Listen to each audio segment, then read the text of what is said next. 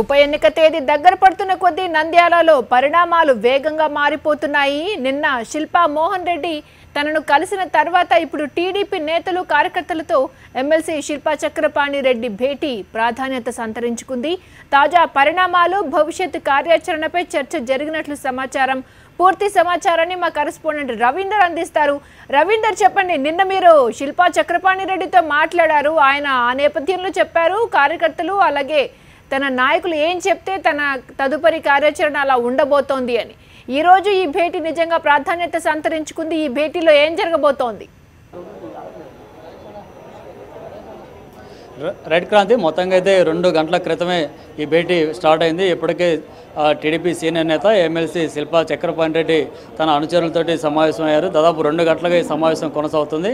ముఖ్యంగా ఏదైతే శ్రీశైలం నియోజకవర్గానికి సంబంధించిన మండలాల నాయకుల్ని పిలిపించడం జరిగింది. వారందరితో కూడా ఆయన మాట్లాడుతున్నారు. ప్రస్తుతానికి మండల స్థాయి నాయకులతో ఈ సమావేశం జరుగుతుంది.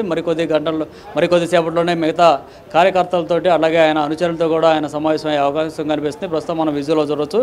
శిల్పా చక్రపాణి రెడ్డి కోసం శ్రీశైలం నియోజకవర్గంలోని మండలాల నుంచి వచ్చిన స్థానిక నాయకులు కానీ కార్యకర్తలు కానీ వెయిట్ చేస్తున్నారు. వీరందరితో కూడా ఆయన మాట్లాడే అవకాశం కనిపిస్తుంది. ఇప్పటికే చక్రపాణి రెడ్డి నాయకులతో మాట్లాడిన తర్వాత ఒక నిర్ణయానికి అయితే వచ్చారనేది తెలుస్తుంది. అయితే సమావేశంలో ఏ అంశాల గురించి చర్చించారనేది కాస్త ఆసక్తికరంగా మారింది. పార్టీకి సంబంధించిన నాయకులు అయితే చాలా తీవ్రంగా అవమానంగా ఫీల్ అవుతున్న పరిస్థితి అయితే కనిపిస్తుంది. దాంతోపాటు తమ పార్టీకి సంబంధించి ఒకప్పుడు శ్రీశైలం నియోజకవర్గంలో తెలుగుదేశం పార్టీ లేదు అనుకున్న పరిస్థితిలో కూడా చక్రపాణి రెడ్డి వచ్చిన తర్వాత మళ్ళీ పార్టీని బతికించారు. జెండాను భుజాన వేసుకొని నియోజకవర్గంలో తిరిగిన పరిస్థితి ఉంది. కానీ ఇప్పుడు చూస్తే ముఖ్యమంత్రి చంద్రబాబు వచ్చి వెళ్ళిపోయిన తర్వాత, అంటే గత నెల 22వ తారీఖు వచ్చి వెళ్ళిపోయిన తర్వాత 24 గంటల్లోనే తీవ్రంగా మార్పులు కనిపించాయి. ముఖ్యంగా నంద్యాల ఉప ఎన్నికలు జరుగుతున్న నేపథ్యంలో ఇక్కడ ఇతర ప్రాంతాల నుంచి వస్తున్న దాదాపు 10 మంది మంత్రులు ఉన్నారు, 20 మందికి పైగా ఎమ్మెల్యేలు వస్తున్నారు. కానీ ఏ ఒక్కరు కూడా శిల్పా చక్రపాణి రెడ్డితో సమావేశం కూడా కాకపోవడానికి వీరందరూ జీర్ణించుకోలేకపోతున్న పరిస్థితి కనిపిస్తుంది. ఒకసారి వాళ్ళ అనుచరులే ఉన్నారు, వారితో మాట్లాడదాం. చెప్పండి, మీరు టీడీపీలో చాలా కాలం నుంచి శిల్పాతో పాటు ఉన్నారు. ఎలాంటి పరిస్థితి ఇప్పుడు టీడీపీలో కొనసాగుతుంది? అసలు నిజమైన కార్యకర్తలకు ఈరోజు అన్యాయం జరుగుతుంది. దాని కోసం మా అన్న చక్రపాణి రెడ్డి గారు దానికోసం పోరాడడానికి సీఎం గారి దగ్గరికి ఎన్నోసార్లు పోయినా కూడా ఆయన స్పందించడం లేదు. సరే, మా అన్న కార్యకర్తలతో సమావేశమైన తర్వాత నేను ఏ విషయం ప్రకటిస్తానని ఈరోజు చెప్పడం జరిగింది.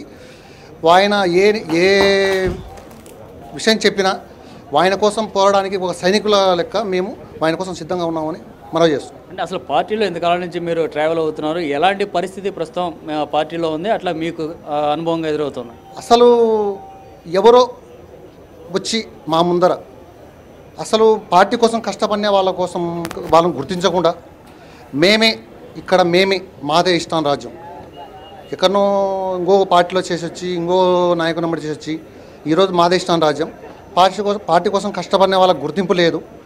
అలాంటి అవమానాలు మాకే ఎదురవుతున్నాయంటే మా అన్నకు ఇంకా ఎన్ని ఎదురవుతుంటాయని మేము ఆయన్ని కూడా ఎక్కువ ఫోర్స్ చేయలేకపోతున్నాం. అందుకోసం మేము మా చక్రపాణి రెడ్డి గారి కోసం దేనికైనా పోరాటానికి ఏ పోరాటానికి మేము సిద్ధంగా ఉన్నామని. మీరు చాలా కాలంగా పార్టీలో ఉన్నారు. అసలు ఎలాంటి పరిస్థితి శ్రీశైలం నియోజకవర్గంలో కనిపిస్తుంది? చక్రపాణి రెడ్డి గారు అయితే ఒకటి చెప్తున్నారు, మా అనుచరుల నిర్ణయం మేరకే నేను ఏదో నిర్ణయం తీసుకుంటాను. అంటే మీ అభిప్రాయం ఎలా ఉంది? అసలు పార్టీలో కొనసాగాలనుకుంటున్నారా, వద్దనుకుంటున్నారా? మీ ఆలోచన అంటే?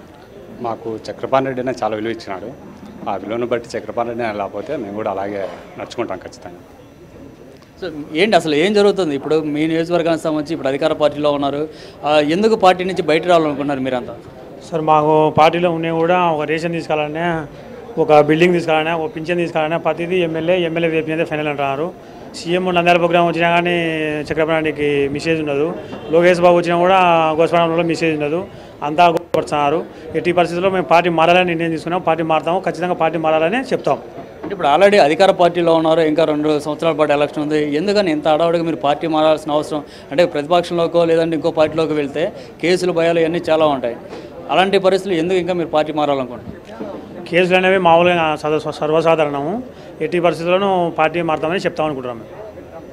సో ఇది క్రాంతి పరిస్థితి. ఖచ్చితంగా వీళ్ళందరూ అయితే ముందు తెలుగుదేశం పార్టీలో నుంచి అయితే బయటికి రావాలనేది వీరి అభిప్రాయంగా కనిపిస్తుంది. అయితే వీరందరూ సమావేశం ఏర్పాటు చేసుకుని ఒక నిర్ణయానికి వచ్చిన తర్వాత భవిష్యత్తు రాజకీయ ప్రణాళిక ఏంటనేది ఒక నిర్ణయం తీసుకోబోతున్నారు. అంటే ఏదైనా పార్టీలోకి వెళ్ళాలా, మౌనంగా ఉండాలా, ఏం చేయాలనేది మళ్ళీ వీరంతా సమావేశంలో నిర్ణయం తీసుకునే అవకాశం అయితే కనిపిస్తుంది. ప్రస్తుతం శిల్పా చక్రపాణి రెడ్డి తన నియోజకవర్గంలోని మండల స్థాయి నాయకులతో మాట్లాడుతున్నారు. చెప్పండి క్రాంతి. రవీందర్, నిన్న టీడీపీ నాయకులు సీఎం రమేష్ అలాగే కాలువ శ్రీనివాసులు వచ్చి బుజ్జగించే ప్రయత్నం చేశారు, మరి ఆ ప్రయత్నాలు ఫలించలేదా? ఖచ్చితంగా లేదనే చెప్పుకోవాలి. ఎందుకంటే నిన్న ఏదైతే శిల్పా మోహన్ రెడ్డి తన సోదరుని ఇంటికి వచ్చారో చక్రపాణి రెడ్డి దగ్గరకు వచ్చి ప్రస్తుతం ఎలక్షన్లో పోటీ చేస్తున్న నేపథ్యంలో తన మద్దతు ఇవ్వాలంటూ కోరారు. ఆ తర్వాత వెంటనే ముఖ్యమంత్రి చంద్రబాబు స్పందించారు. తన సంబంధించిన ముఖ్యమైన అనుచరుల్ని మంత్రుల్ని ఇక్కడ పంపించి చక్రపాణి రెడ్డితో మంత్రాలు జరిపించారు. ఎట్టి పరిస్థితుల్లో కూడా టీడీపీని వేడొద్దంటూ చెప్తున్నారు. అయితే ఇదంతా అంతకుముందు ఏమైంది, గత 3 సంవత్సరాలుగా పార్టీలో ట్రావెల్ అవుతున్నప్పుడు కూడా కనీసం పట్టించుకోలేదు, మర్యాద కూడా ఇవ్వలేదు. ఏకంగా చంద్రబాబు ఎక్కడికి వచ్చినా కూడా సమాచారం లేకపోవటాన్ని వీరందరూ జీర్ణించుకోలేని పరిస్థితి. నిన్న మంత్రి కాలువ శ్రీనివాసులు కానీ, సీఎం రమేష్ కానీ, బీటెక్ రవి కానీ వీళ్ళు వచ్చినప్పుడు వీళ్ళందరితో కూడా ఇక్కడ నాయకులు కార్యకర్తలు ఇదే అంశాన్ని చర్చించారు. దాంతోపాటు చక్రపాణి రెడ్డి కూడా ఇదే అంశాన్ని వారితో ప్రస్తావించడం జరిగింది.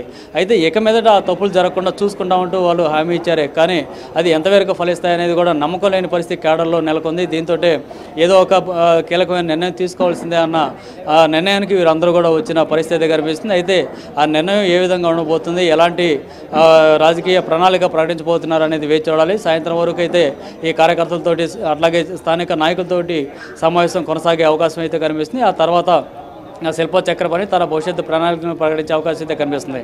క్రాంతి. ఓకే రవీందర్.